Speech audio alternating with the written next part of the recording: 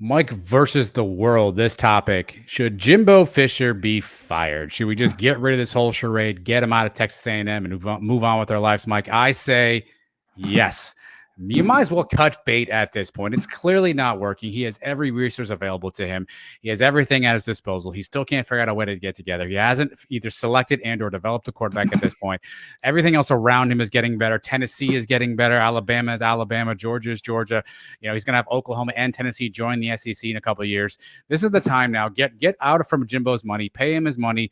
Start this thing over before you become a laughing stock, before you become a program that everyone's looking at.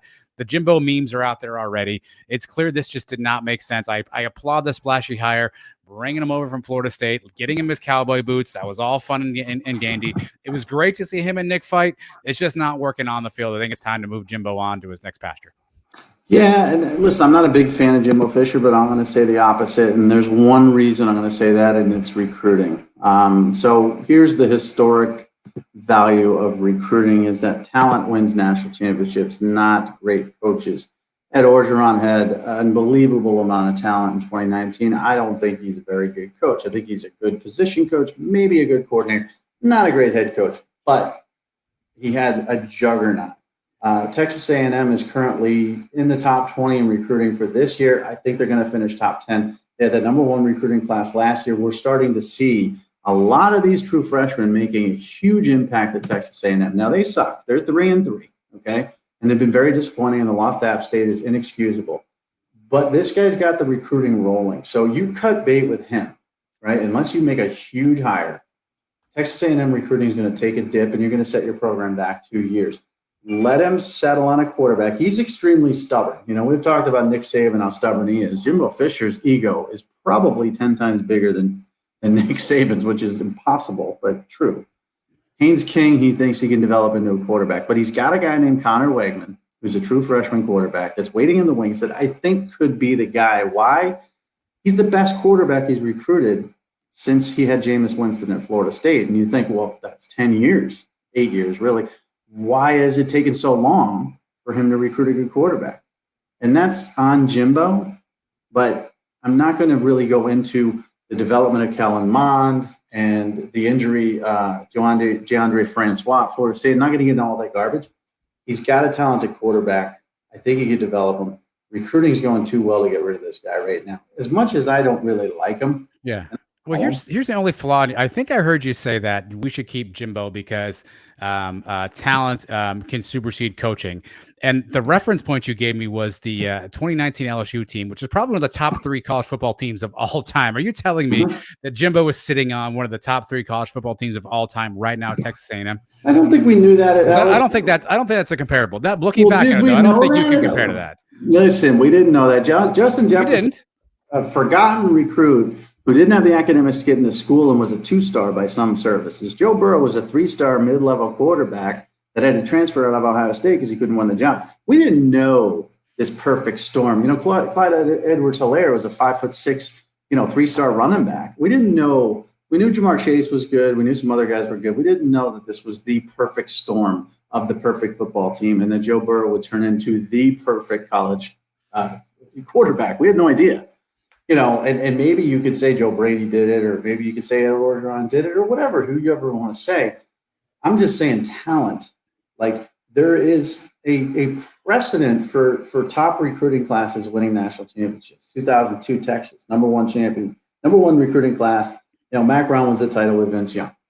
Then you sort of segue into Nick Saban, you segue into USC, you segue into Florida, you segue into Alabama. You segue into Kirby Smart with his 3 top recruiting classes in his national championship.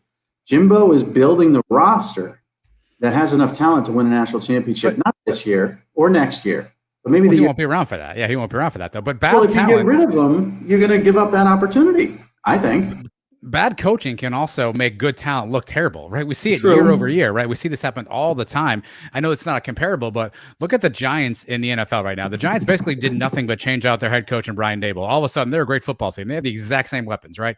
You see this all the time. Bad coaching can screw up good talent. And if talent goes to Texas A&M and they can't win they're not getting in the field, they're a laughing stock, they're going to stop going there. I'm like, this is a fickle recruiting time with the ability to transfer without penalty. Sure, you may get great recruiting classes, was, but can he hold them there, right? Like, let's chart how many of those top recruits that you mentioned from the recruiting class this year are still there at the start of this time next year. And I think that's the effect of, if you can't win now, if I can't get on the field and play, if I think my head coach is a buffoon, I'm getting the hell out of here. And I think Jimbo is trending closer to buffoon than genius at this point. Yeah, well, it's a small class with only 12 commitments in 2023, but 3 of those kids are potential 5-stars. I have Anthony Hill, the linebacker from Texas, as a 5-star. David Hicks, the defensive end from Texas, as a 5-star. I don't have TJ Shanahan, offensive lineman from Texas, as a 5-star, but he's a high 4-star. There's high-level talent. Then you got Bravion Rogers and Chase Bisnotis. There's talent that's coming in. So I get what you're saying. Like, if you have a class of 24 kids, that's the number 1 recruiting class, you could lose half of that class if you have an off season with the transfer portal. That was not the case years ago. This kids to miss a year, and sit out a year, and they never wanted to do that. Now it could be gone in a second. But you can also replenish a roster and roster needs as well. If Jimbo can't find a quarterback, and he went out and got Max Johnson, who I wasn't really that high on, first of all, because I don't like lefty quarterbacks, but secondly, he was okay at LSU. Talent selection again is a Jimbo thing, but okay, go ahead. Well, okay, but I think were there other quarterbacks available other than Max Johnson, or was he the only one in the portal? No, there were others available, but he wasn't going to get Caleb Williams of the world. I mean, he was going to Lincoln Riley and all that stuff, and he wasn't going to get Quinn Ewers either. That guy had committed to Texas before he went to Ohio State and then came back. There's a lot of differing situations as to why he didn't get the proper quarterback, but I think he will this year. And he has a chance to develop Wegman. Now, he could screw it up. I'm not a fan of Jimbo and his quarterback development, obviously. There's no track record. I was looking at his track record. Is he more likely to make it work or screw it up? Well, okay, yeah. I mean, Jamarcus Russell, Christian Ponder, E.J. Manuel, Jameis Winston, and then flatline, right? It's been flatline for about 8 or 9 years, and that's on him. He had Kellen Mond, I think, for 3 years. A guy, to me, was a 5-star talent out of high school, at the very little, at least a 4, and he flatlined. Haynes King was a 3-star out of high school. I didn't really like him that much. Zach Calzada, 3-star out of high school. I didn't really like him that much. He's done a poor job of developing talent and recruiting talent at the quarterback position. But let's keep him. Brian Kelly did too. And he still won, and they stuck with him after a 4-8 season, and he rewarded them with 2 playoff performances. I just think if you pay this guy $80+ million to get rid of him, plus all the money you're spending on NIL, to start over with a coach that may or may not be successful there. But if you don't start over, Mike, how much are you setting yourself back? If you let him get him go in the dumper for another 2 or 3 seasons, you're digging yourself out of an even deeper and deeper hole. At some point, there's a point of diminishing returns where you say, hey, this just didn't work. Or are you buying into the talent that he has on the roster and giving him an opportunity to win with those guys? I just don't think. Listen, I don't know the man. I'm not a fan. Everything I've heard of, from people, I know enough people to know him, to know that I'm not a super fan. He's never done anything bad to me, never done anything good to me. I've had very little interaction with him, but I think if it weren't for the recruiting, let's say he was coming in here with the number 18 ranked recruiting class in 2022, and his class was probably like 30 right now. Get rid of him. But don't screw up. I will tell you. Hold on. With his recruiting, with Texas A&M's resources, being in the SEC, if right now tomorrow I switch and I put Marcus Freeman as the Texas A&M head coach, he can't get those same recruits? No. So Jimbo's going into living rooms with 10-gallon hats and selling everybody on Texas A&M when nobody else can? What I'm saying is, if you want to get rid of that 2022 recruiting class, the quickest way to do it is to fire Jimbo Fisher. Most of them committed to him. People say, they committed to the paycheck, they committed to the boosters, they committed to the money. No, they kind of committed to the head coach and his vision. Recruiting is an important deal. So that 2022 class, if you want to blow it up, fire Jimbo. Half of it will go. The 2023 class will fall apart, and you'll set your program back 3 years. You're in deep. But what if you bring in a great coach after Jimbo, though? Yeah, what if, though? I mean, I'm not saying what's happening now is acceptable. 8-4 last year is unacceptable. 3-3 this year is unacceptable. But I'm saying if you cut ties now, you could be not patient enough. You could be like Syracuse firing Dino Babers, and it's a really bad example, I know, because Syracuse is different than Texas A&M by a long shot. But I'm saying you could give in too quick and not reap the results of somebody's hard work. And this roster is talented enough, honestly, that I think if they put together another recruiting class like this and one more, he's going to win a national title. He just is. It's just been proven. Doesn't matter if you're a great coach or not. Ed Orgeron wasn't a great coach. Urban Meyer certainly was. But I don't know. The jury's out on Mac Brown whether he was a great coach or not. It's just you got to give him time. He's had time though. Like, how long's he been there now? 5 years? I don't know. I mean, he almost made the playoff in 2020. Florida State's on their third coach, I think, since he left. That he's been there 5 years. Well, this now is another reason why I dislike him a little bit, because what he left at Florida State and what he kind of did to that program at the end. And I think if you're, I think loyalty and karma comes around. So I think, part of me wants to argue your side of things and say, get rid of the guy because what he did to Florida State was unacceptable.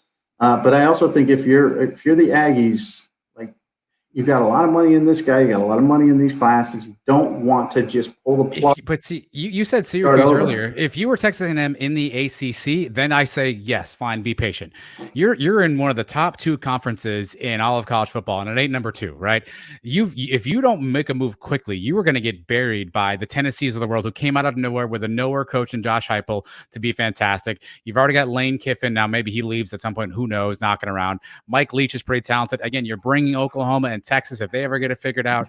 If you were in the ACC, yeah, sure, fine, ride it out. Maybe Jimbo gets it figured out. But even if you have one of these top 3 or 4 classes, Texas A&M class is 1. Who's number 2?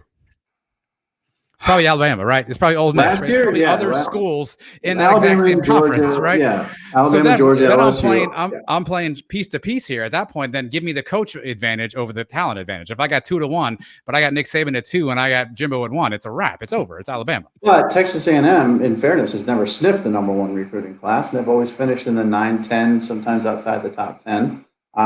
There's a reason for this, and it's not just NIL. I know it's coincidental that they did it in the first year of NIL, but it's also Jimbo Fisher and his ability to recruit.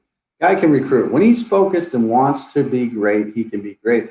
I just don't know if he's cashing checks right now. Well, maybe Nick will hire him back as a recruiting analyst after he gets Kansas.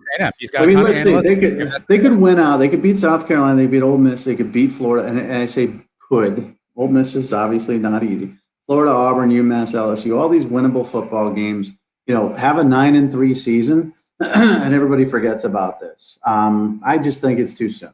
So talk to me if they go 7-5. And the recruiting starts to fade a little bit.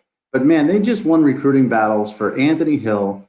They won a recruiting battle over Oklahoma for David Hicks, where he was supposed to be a lock to Oklahoma. And Jimbo just snapped his fingers and got that kid. The way recruiting is going, the way they're building this talented roster, just give them a little bit more time. Just don't Brian Kelly him, man. I mean, 4-8 Brian Kelly should have been fired. Everybody said it. And they stuck it out, and things worked out pretty well for Notre Dame. So that's the same thing to me. Just give them an opportunity.